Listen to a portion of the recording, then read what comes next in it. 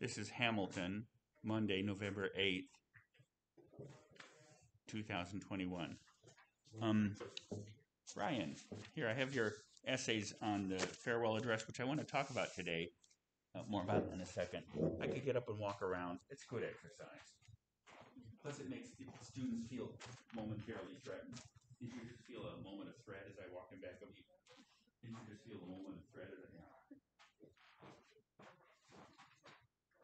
Nicole, why are you over there?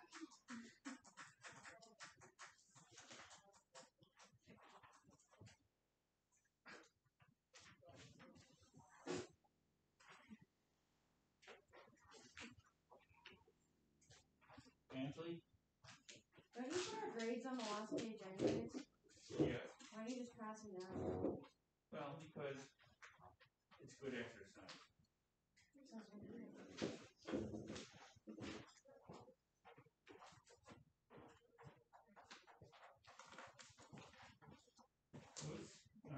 Oh, sorry.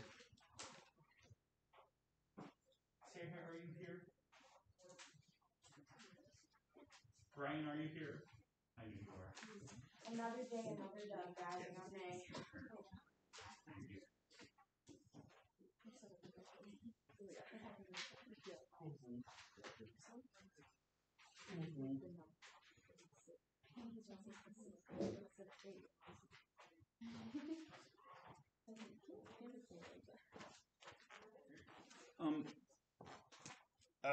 So what I want to do is finish up with the Chernow book today and highlight some things, which I'll talk to you in just a second. Wednesday, we'll turn back to the play. And we'll probably go back and forth between Miranda's book and rewatch certain excerpts of the play, which are certainly more entertaining than I am. Perhaps I'm more entertaining than you. I don't know. So I'll probably going to drop. Again, I wanted to read through and act out, which I love to do in class, acting out and read. The great play by Kingsley Amis, the Patriots, which was about the conflict between Jefferson and Hamilton. But we'll probably just go to, after we finish this kind of re-examination of Hamilton, of the play Hamilton, through Miranda's lens, that is to say, Hamilton, the Revolution. Then we'll probably end the course just with John Steele Gordon's book on Hamilton's Blessing. And in fact, I'll mention some things, but defer the complete discussion of those until really his book, as you'll see. So where we are, these are essentially revised notes from Wednesday. And what I've decided to do is I added to them. I want to concentrate on really three big things and then sort of let the other stuff be background. The first big thing is which we started to discuss on Wednesday, was the Pacificus Helvetius debate, which revolved around the first great foreign policy crisis of the Washington administration, the proclamation of neutrality. And my aim here, by the way, is to, well, let me say the second thing that we'll concentrate on, and that is the bank bill, the creation of the first bank of the United States. And what I've added to the notes from Wednesday is some quoting from the Constitution, because the two things I want to concentrate on, the Pacificus Helvetius debate and the bank bill, have to do with issues that have deviled, or at least dominated, the interpretation of the Constitution throughout our 2.5 centuries of national existence. And indeed, the question of the creation of the bank, and you'll see the interpretation of the national government's powers, and the Pacificus Helvetius debate, which is the nature of executive power under the Constitution. These are the last two great constitutional issues that Hamilton had a profound effect on. And in that sense, the reason I want to concentrate on these two things are, aside from his financial vision, which we'll come to at the end of the course, these last two issues, the nature of executive power as revealed in the Pacificus Helvetius debate, and the nature of national government's power as revealed in the bank bill, still hover over and determine our national life. And I could just prove that by asking you. Now, I know I discover the same thing when I ask my students in American government. How many of you pay attention to the news? How many of you are vaccinated? Actually, that's a private question. I shouldn't ask that. But you'll see those two questions are related. Why? An important thing just happened on Friday. Lots of things happened on Friday. I was ill. Huh? It actually has to do with vaccination. Is it the Louisiana, like the Holt one? Yes. The Fifth Circuit, the Fifth District Court, federal court, suspended, put on hold what? Biden's like business vaccine mandate. Yes. And that's, by the way, that's why I asked you about your vaccination, because the reason that Congress College is requiring your vaccination, you get the same updates on COVID policy here that we don't you? Is because they want to fulfill that mandate, because Congress has more than 100 employees, and therefore it falls. Now, how is that possibly related to what we're discussing in Hamilton? As you're going to see, a part of this, the two parts of this question, because what was that mandate, Nicole? What? Yeah, what did the Biden administration order in September? It was like on January 4th, I think like every institution that has 100 or plus employees has to have like a vaccine mandate. Yeah, they have to ascertain that their employees are mandated, or if they don't, if an employee isn't vaccinated, they have to go through a weekly regimen of testing, and the fine that's attached to this mandate is $14,000 per employee per business. That's pretty hefty. And so now, first, I want you to know I'm not taking an issue on the politics of this. I'm not taking an issue on the question of vaccination versus non-vaccination or the important issue of personal liberty. All I want to do is to make you see how the two twin constitutional issues that we will discuss in class today are still playing out in our national life. First of all, this mandate came from the national government, correct? Now, one of the things we're about to look at, which is both relevant to the Pacificus Helvetius debate and the nature of executive powers under the Constitution, and the bank bill, is the nature of the national government's powers. If you're looking at the notes for today, I gave you a quick outline of Article 1, Section 1, and Article 1, Section 8. Now, if you've had me for American government or are suffering through it right now, this is all old hat to you, Sammy. And let me just explain a little bit of constitutional background. The original Constitution has 7 articles. Articles 1, 2, and 3 have to do with what was missing under the Articles of Confederation. There was a Congress under the Articles of Confederation, but how can I put this question as unintelligible as possible? What wasn't there under the Articles of Confederation? Let me answer that unintelligible question. There was no executive branch and there was no judicial branch.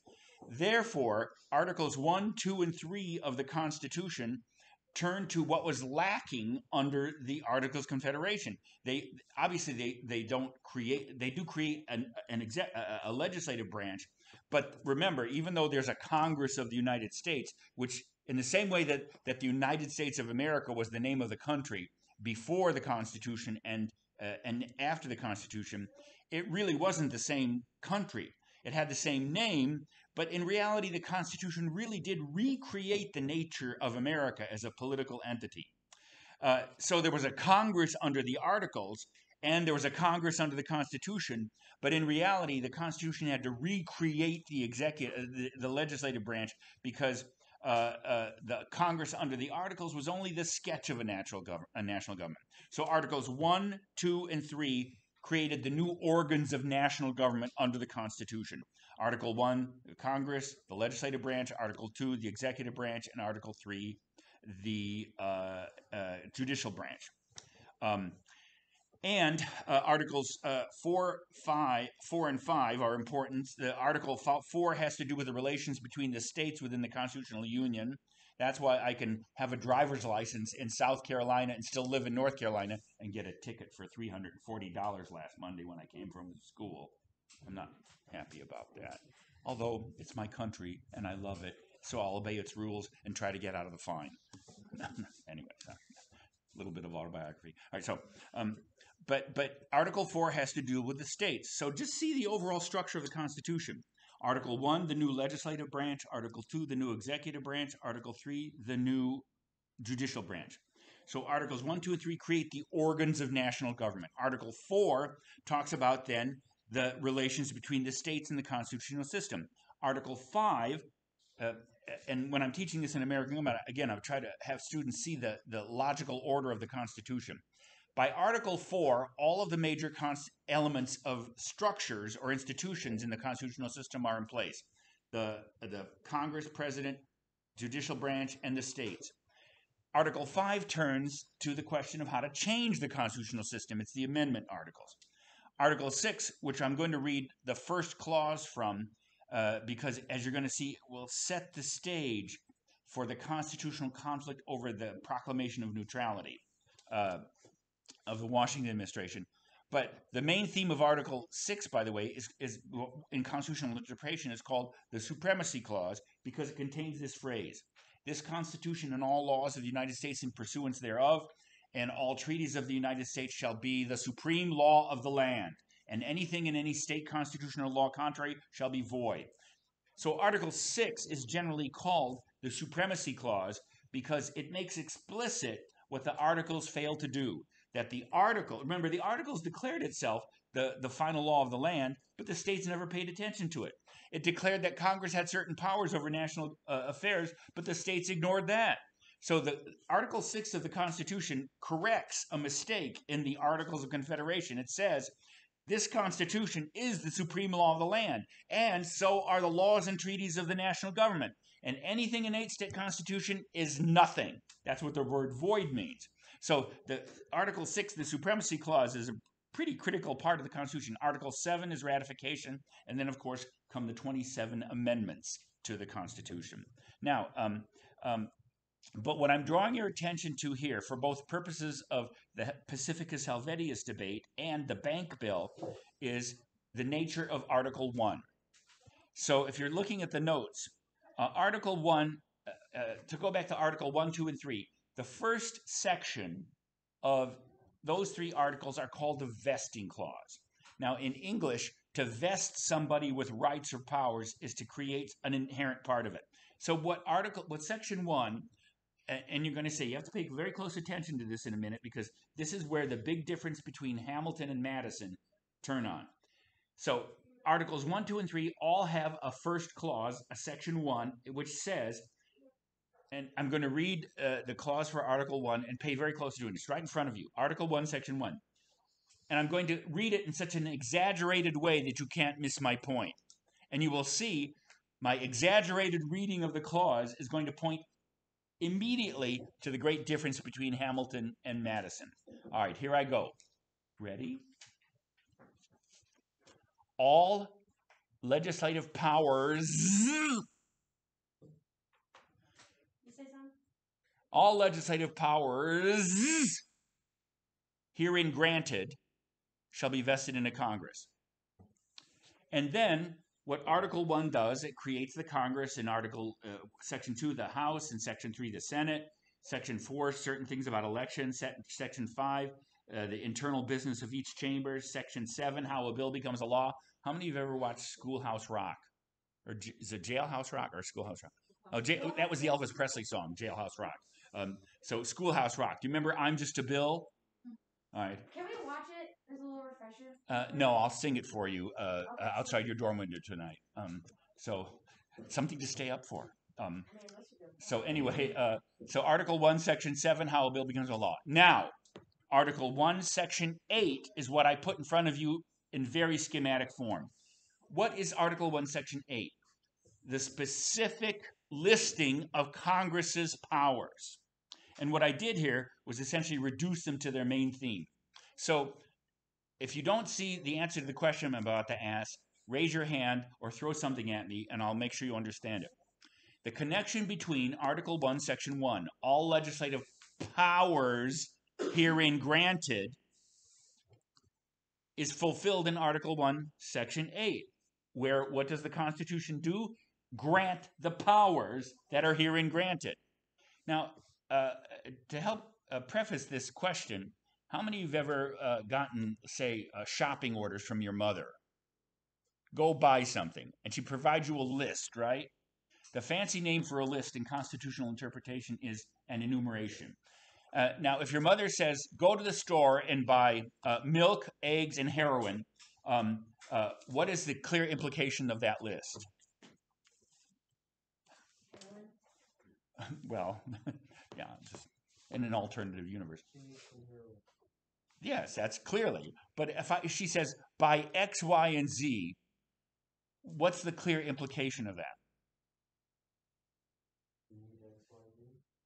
Yes, or else you wouldn't list it. But there's a negative implication too. Yeah. What's the negative implication? Buy the stuff on the list and nothing else, unless she's really very generous and just gives you. But by the way, if she just wanted you to go to the store and buy whatever you wanted, she'd say, go to the store, pick up some milk and whatever you want. But by giving you a list, what's the implication? Buy these and nothing else. Do you not see that every notion of a list is exclusive of something? Is that clear? All right. Now, you're going to see, so what? It's this point that leads both to the constitutional crisis of the proclamation of neutrality and the debate between Hamilton and Madison on how to interpret the Constitution. And it's the same thing, the same issue, as you will see, that leads to the great difference of opinion between Hamilton and Madison/Jefferson on the bank. So is that clear? All right. Now, the last clause of Article 1, Section 8, I just didn't summarize. And by the way, look at the powers given to Congress. Taxing and spending. Congress is pretty good at that. To borrow money, commerce, naturalization and bankruptcies across the country, to coin money, to punish counterfeiting money, to put roads and highways across the country, to create patents for scientific inventions, to create other judicial tribunals, to pass laws for piracy on the high seas, to declare war and peace. Hold on to that one, by the way. To create an army and space force. Actually, the Constitution doesn't mention space force, but I thought I would throw that in. A navy, rules for the armed forces, militias for nationalizing the state militia. And by the way, for those of you that don't know, whenever the Constitution refers to the state militia, what do we call those today? Anybody know? The National Guard. Oh, look at me. Look at Sammy. So, so the National Guard is essentially the military of each state, but the Constitution reserves to both the executive branch and the legislative branch certain conditions on which the president and the Congress can actually nationalize the state militia, the state armed forces. Anybody know what two conflicts in which that happened? 3 conflicts, actually. The first Gulf War, the second Gulf War, and the war in Afghanistan. So you have to remember that in addition to regular armed services in Navy and military and air forces from the national government, one of the reasons that a lot of people were surprised in 1991 when President Bush I ordered the invasion of Iraq was he actually called up major portions of the state militia. So a lot of your fathers and grandfathers and uncles and brothers, whoever, who had intended just to have a cushy life in the National Guard in the states, thinking they'd never have to do anything except like the sandbags on the Mississippi during a flood.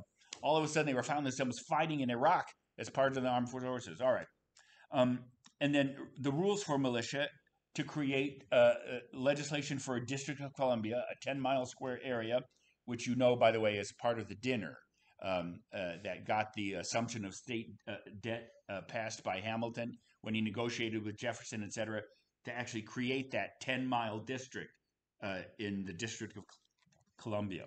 So if I asked you to look at what we just listed, what basic kinds of things what seems to be the criterion for assigning powers to Congress and the national government? If you looked at this list, what major things does it deal with?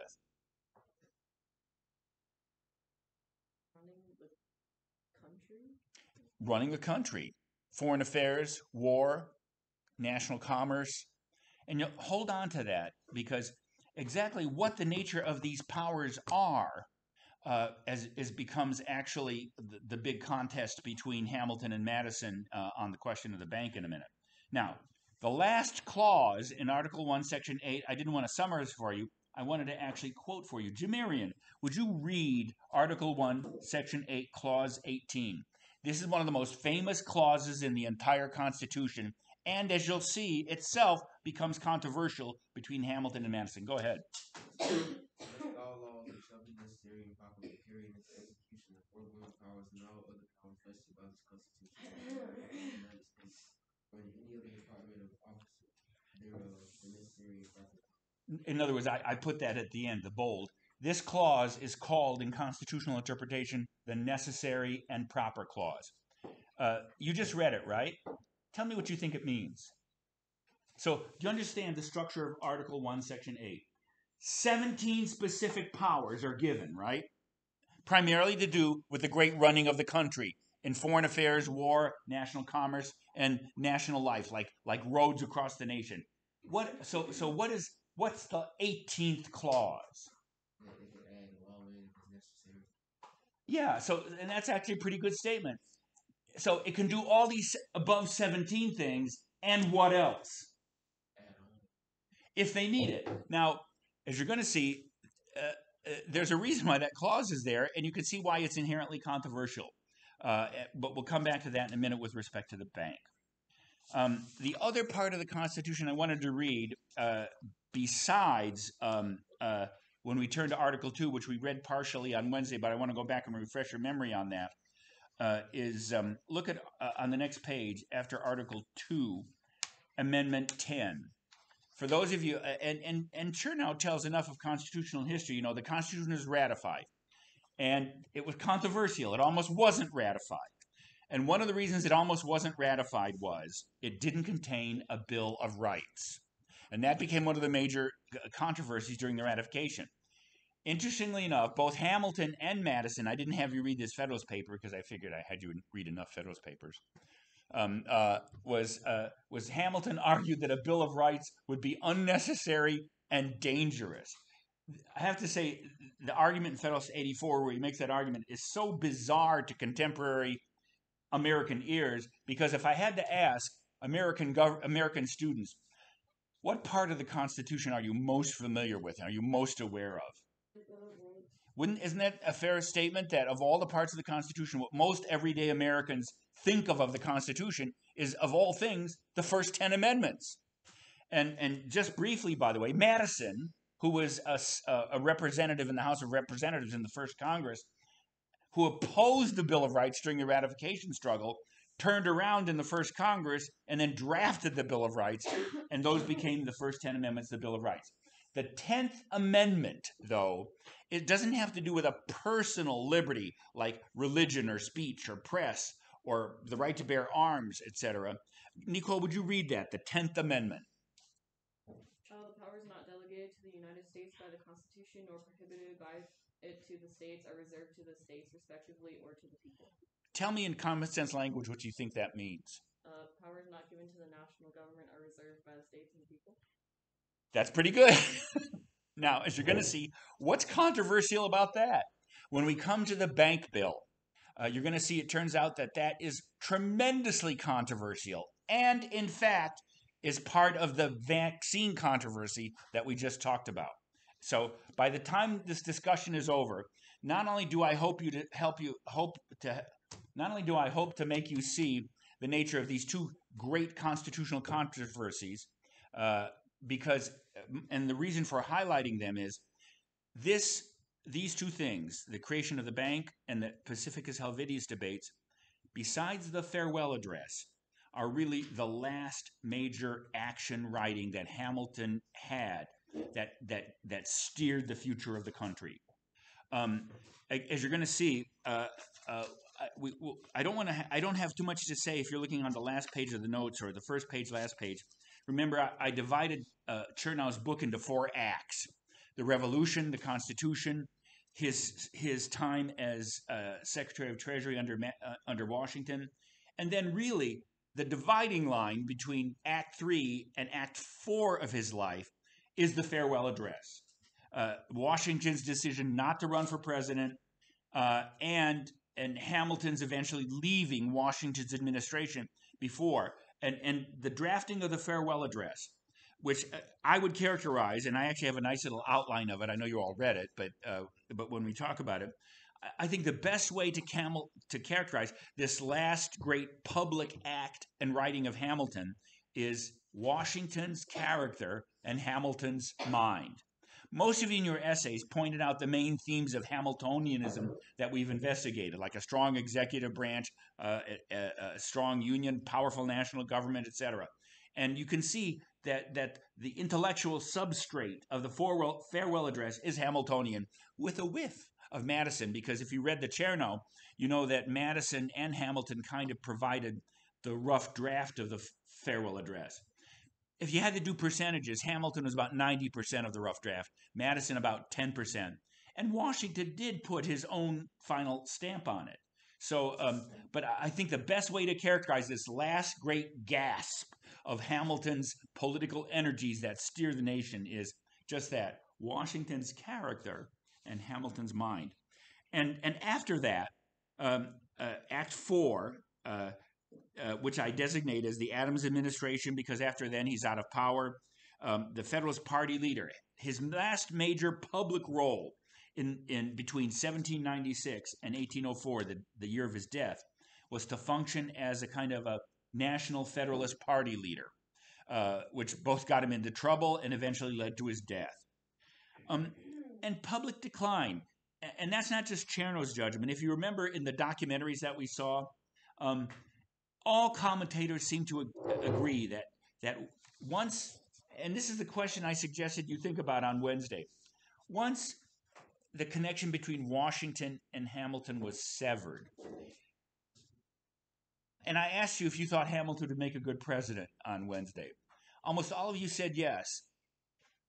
And yet, and you could say yes for the obvious reasons. Hamilton was brilliant, he was eloquent, he was forceful, he was passionate.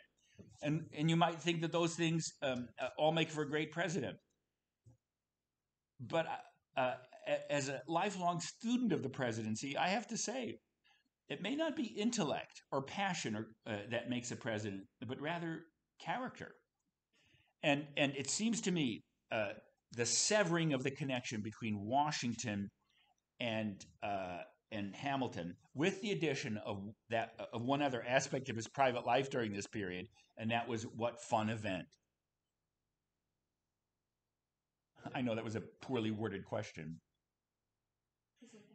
Yeah, this which Chernow describes beautifully, by the way, and also is portrayed somewhat accurately, not quite accurately, as you're going to see in Miranda's Hamilton. It was so. If you explained why didn't Hamilton eventually become president, what would the answer to that be?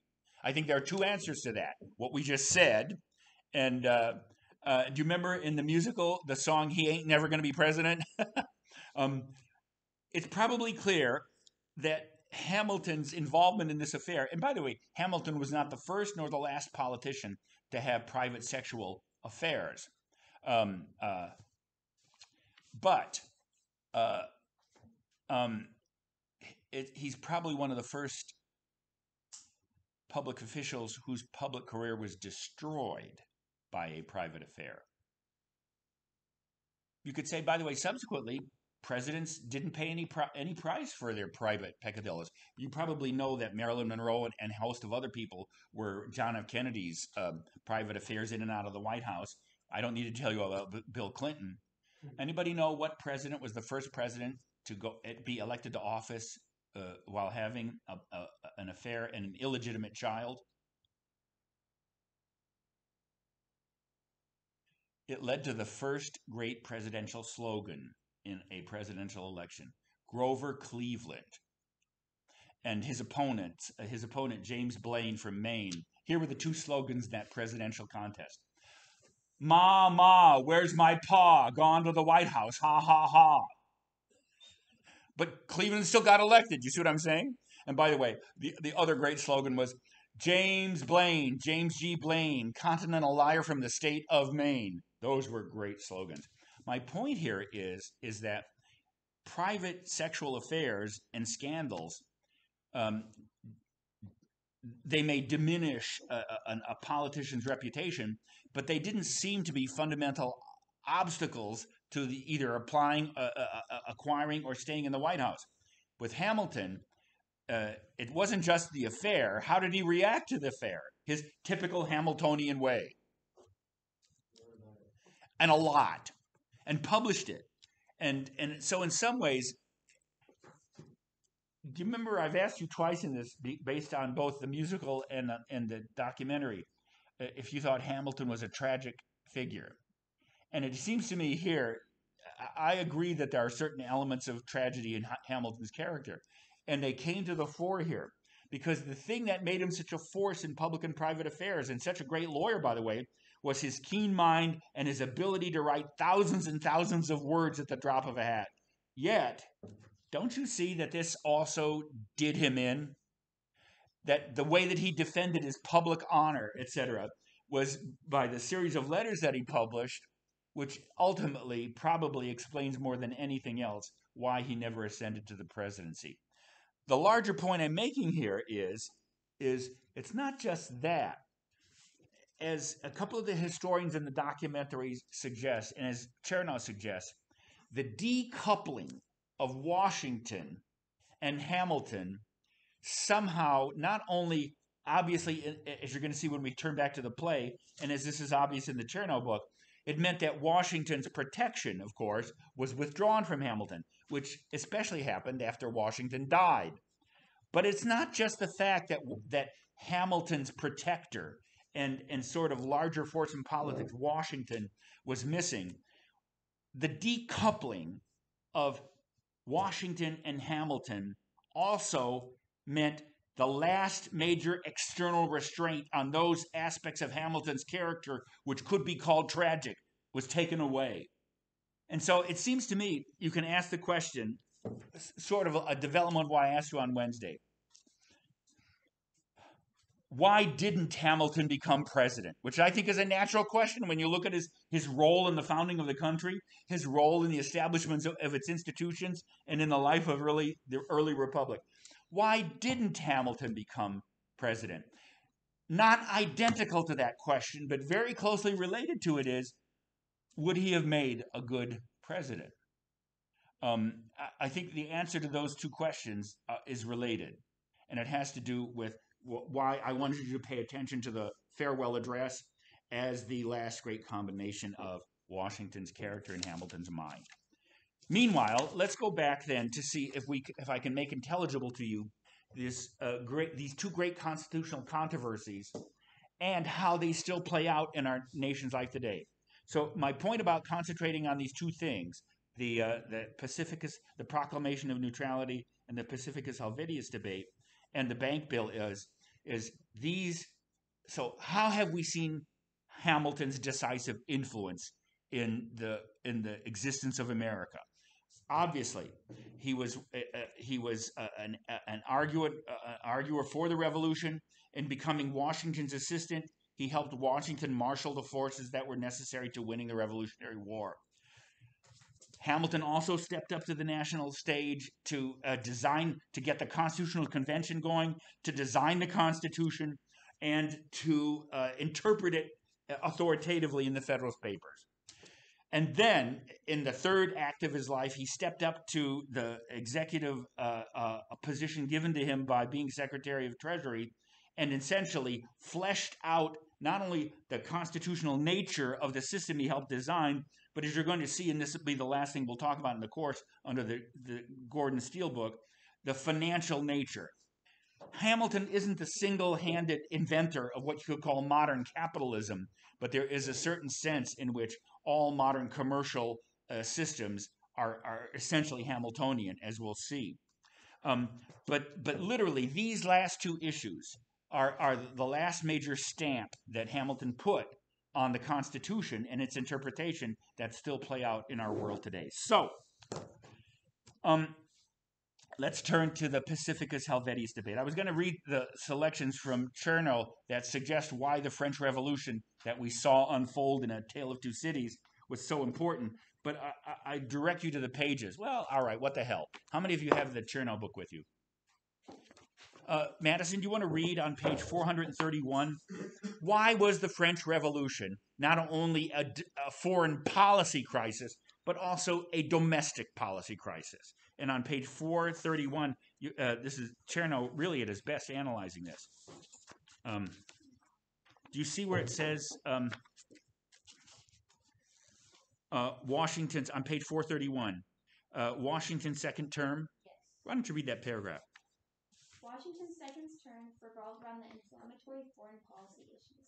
The French Revolution forced Americans to ponder the meaning of the revolution, and followers of Hamilton and Jefferson drew diametrically opposite conclusions. The continuing turmoil in Paris added to the caution of Hamiltonians who were trying to tamp down radical fires at home. Those same upheavals encouraged Jeffersonians to stoke the fires anew. Americans increasingly defined their domestic politics by either their solidarity with the French Revolution or their aversion to its incendiary methods. The French Revolution thus served to both consolidate the two parties in American politics and deepen the ideological gulf between them. So, as I've tried to point out several times, and on an issue that really transcends the scope of this class, that really has to do with the nature of the relationship between modern politics, both on this continent and in Europe and throughout the world, and the foundational thought of modern politics as revealed in the Enlightenment, the relationship between practical politics and modern political thought. And my point that I've made several times, and that Chernow is very good here, it's not just that we were at war with England, we won the war, France helped us, and then France and England continued to be at war, and we had to decide if we were going to go to war for France and against England. That was the foreign policy question.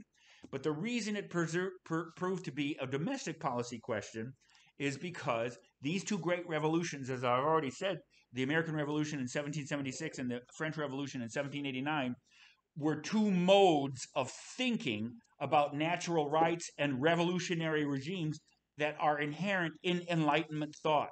The point I'm making is, and this is the other thing that I do in terms of my scholarship, one of my fields is modern political theory.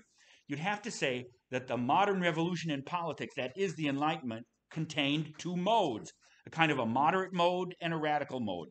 And to some degree, what you saw unfold in America was the more moderate mode, as I've suggested, possibly because of our rootedness in English political traditions, and the more radical mode.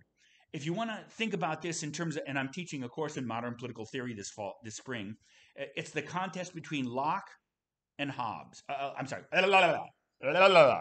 Locke and Rousseau. And by the way, for your information, where does this pan out? Locke leads to Adam Smith, The Wealth of Nations, the rise of liberal constitutional republicanism and capitalism, the free markets. Rousseau leads immediately to Immanuel Kant in modern political theory, then to George F. Hegel, and then to Marx. So the Rousseauian radical strand of Enlightenment thought ultimately culminates in the most radical strands of modern political theory that affect the radicalism of politics even today. So in some ways, this paragraph shows that what was playing out, because Americans saw what was happening in France as a furthering of the revolutionary implications of their own principles. But in the same way that modern thought has these two modes, you kind of saw unfolding in American life either a dedication and an opposition to the radicalism of the French Revolution or an embrace of it. The other thing is that Jefferson had been our ambassador to France and actually loved French. He loved French women, and he loved French wine, and he loved French politics. The second event that becomes critical for the proclamation of neutrality is on 432. Madison, if you want to continue, on January 21st. On January 21st, 1st, 1793, more grisly events forced a reappraisal of the notion that the French Revolution was a romantic Gallic variant of American Revolution. Louis the 16th. 16th, who had aided the American Revolution and whose birthday had been celebrated by American patriots, was guillotined for plotting against the revolution. The death of Louis Capet, he had lost his royal title, was drenched in gore. Schoolboys cheered, threw their hats aloft, and licked the king's blood, while one executioner did a thriving business selling snippets of royal hair and clothing. The king's decapitated head was wedged between his lifeless legs, then stowed in a basket. The remains were buried in an unvarnished box. England reeled from the news. William Pitt, the younger, branding its foulest and most atrocious act the world has ever seen. On February 1st... Okay, that's enough. So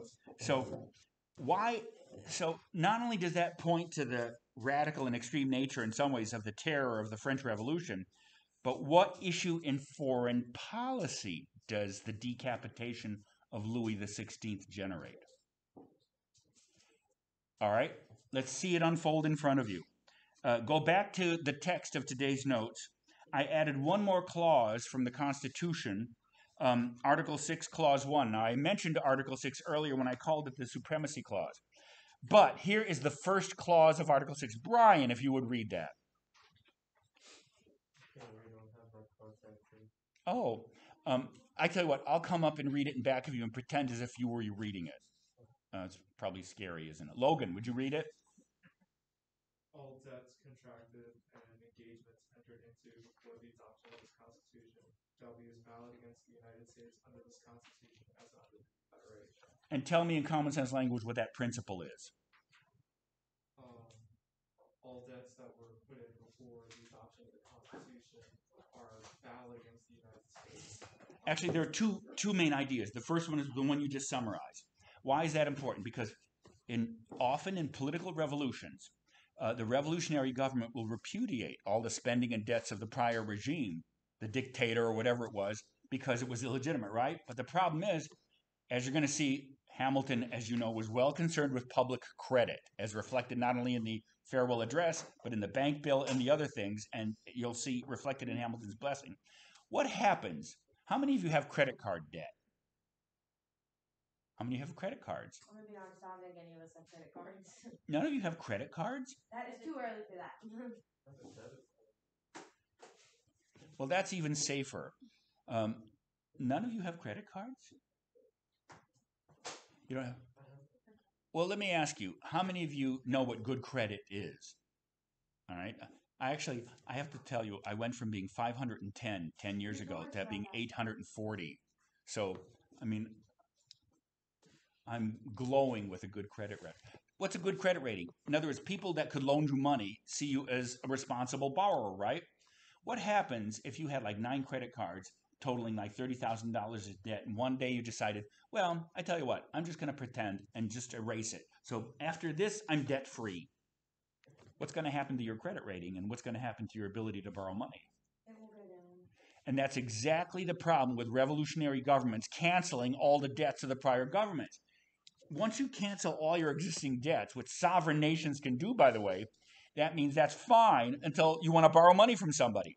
Hamilton knew that the finances of the new nation required our ability to borrow. And he insisted that this clause be put in the Constitution, that all the prior debts that we incurred under the old regime would still be valid. That's actually one of the foundations of our public credit. Is that clear? But the other thing, Logan, that you read was all debts and engagements entered into. Okay? Now, what that also means is all the laws passed by the Articles of Confederation Congress were still valid. Like, for instance, Chernow discusses earlier, a very important law passed by the Articles of Confederation Congress, the Northwest Territory Act, the Northwest Ordinance of 1787. In 1778, we entered into a treaty with France of mutual assistance in which we pledged that we would continue to assist France in any continuing military struggles that it could engage in. So, what did we just read from Chernow set up the question? You see what I'm saying? What happened to Louis XVI? And he was replaced by the new revolutionary government, right? So what's a natural question? Are you still in that? Pardon me? Are you still like? Yeah, right. We concluded a treaty with the government of France. Now there's a new government of France. So obviously, one question was that government the same government that we draw the treaty up with? Now, in order to understand the further constitutional issue, let me direct you, and I think we read part of this, but we need to refresh your memory. Turn to the second page of the notes.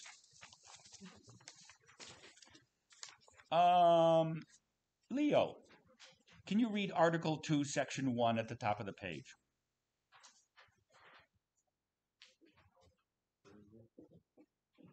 Second page, top of the page, Article 2, Section 1.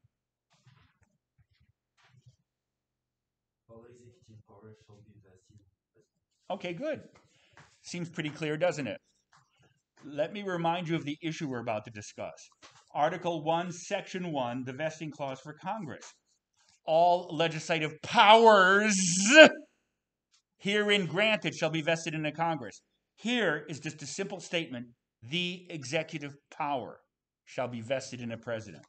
As you're going to see, it's on the very interpretation of that clause that Hamilton and Madison diverge tremendously. Now, we read this partially before. So what follows in Article 2, Section 2 is a listing of the president's powers. Now, you're intelligent, and you can see that there's a certain sense in which the structure of Article 1 resembles the structure of Article 2. How so? Article 1 starts out with saying legislative powers, and Article 1 subsequently lists those powers, right? Article 2 also says the executive power and then lists some of the powers.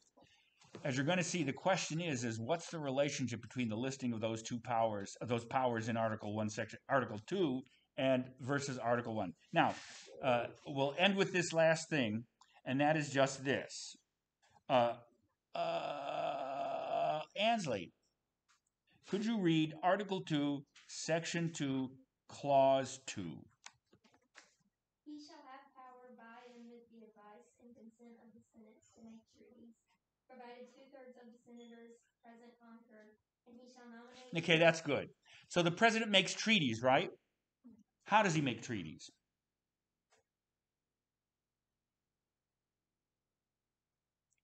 Can the president declare a treaty on his own? For a treaty to be valid, what has to happen according to what you just read? Yeah, 2/3 of the Senate, by the way. Now, you know how laws are passed, right? Congress passes them. I love being brilliant. How does a law get unpassed?